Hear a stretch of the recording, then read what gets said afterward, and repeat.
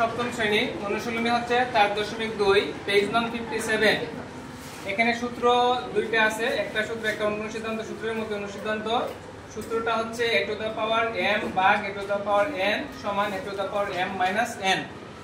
বিষয়টা হচ্ছে বেজে বেজে সমান হইলে পাওয়ারটা বেগ হয়ে যায়, এজন্য কি হইল a to the power m ভাগ a to the power n সমান কি হইল a to the power m minus n।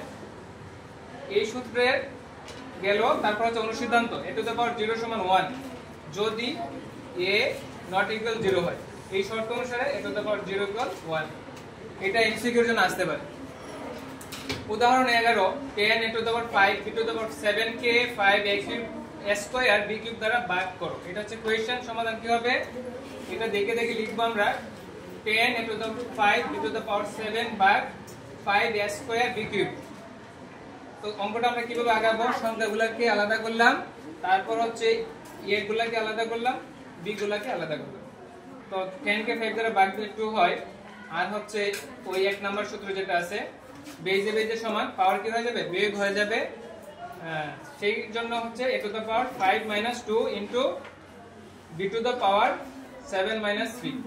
এক নাম্বার সূত্রের প্রয়োগ দেখাইলাম আমরা।